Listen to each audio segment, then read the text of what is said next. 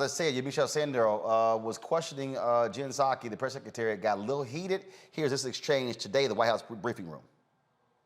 Go ahead, Yamiche. Thanks, Jen. A couple of questions on Haiti. The first is the president has often used his bully pulpit during the most important times in his administration. Why is he not using that bully pulpit to speak out forcefully himself on the treatment of patients? I would say, Yamiche, certainly I've represented to you all his point of view. His point of view is also reflected in the actions that have been taken through the administration, including the investigation, including the change in policy. The Secretary of Homeland Security oversees these efforts and has been quite outspoken and quite visible on what steps we should take moving forward. And he certainly may still speak to it. Obviously, there's a lot of events happening here, including the UN General Assembly, COVID, and others, and I wouldn't rule that out. And just to say, respectfully, I just have a couple more questions. Everyone else got questions in. Respectfully, I understand that you are the spokesperson for the president. These are images that are traumatizing Haitian Americans that he promised to treat respectfully and with humanity. Why isn't the president telling people himself these images that people say look like slavery are wrong? Me as president, I as president, condemn them. How is he not doing that? Why is he not doing that? What are people supposed to take away from the fact that he's not at the bully pulpit himself talking about these images? Yamiche, I think people should take away that his actions make clear how horrible and horrific he thinks these images are, including an investigation, including a change of policy, including conveying clearly that this is not acceptable and he's not going to stand for this in the Biden-Harris administration. Our actions make that absolutely crystal clear, as have our engagements with a range of voices, a range of concerned advocates, members of Congress, and others who we want to communicate with, not just about our horror, but also about what our immigration policy is moving forward. Also said in his letter, he called the U.S. policy inhumane, deeply flawed. Does the president believe anything in this letter that Daniel Foote is saying rings true, has some sort of point that he believes is true? Which aspect? He called the policy toward Haiti inhumane.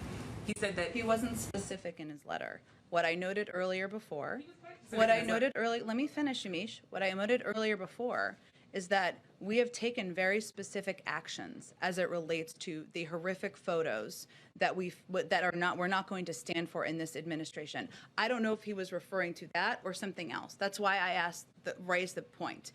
His purview, let me finish, Yamiche. His purview was not about migration. He didn't raise his concerns about migration privately. We respect his point of view, respect his ability to bring forward concerns, to raise ideas, to raise proposals. That's certainly something the president welcomes from everybody on his team and something that he had the opportunity to do in a range of meetings. We also have to make decisions here based on what we feel are going to help promote democracy in Haiti, including Haitian-led reforms, Haitian-led steps on the ground to make changes in the country. A number of people who say that he did raise concerns over the deportation of Haitians and the treatment of Haitians. Are you saying then that Daniel Foote is not telling the truth in this letter?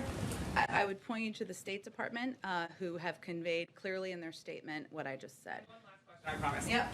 The last question is, Daniel Foote, the former special envoy to Haiti, he's raising this idea that the U.S. should be listening to Haitian civil society, not backing the current prime minister who was not elected by the people. What's the president's response to that? Because those civil society members have been telling me and other reporters for months, even before the assassination of the president, that President Biden was not listening to the people of Haiti about how to move forward with their government. We support a Haitian-led process charting the country's course through the current political situation. We don't back any one political group, and we continue to encourage all political stakeholders to engage in dialogue and find solutions together. And that has been our objective through all of our policy process making throughout the course of this, in addition to providing a range of assistance, training to people on the ground. Go ahead. Folks, back to our Roland unfiltered video in just one moment. It's time to be smart.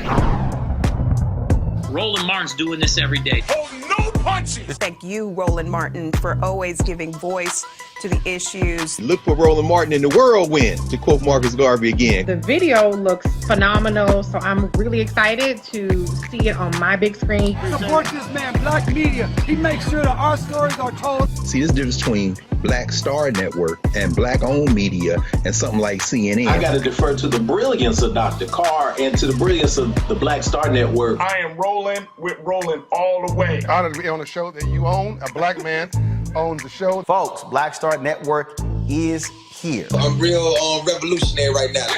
Roland was amazing on there. Stay black. I love y'all. I can't commend you enough about this platform that you've created for us to be able to share who we are, what we're doing in the world, and the impact that we're having. Let's be smart. Bring your eyeballs home. You can't be Black-owned media and be scared. You dig?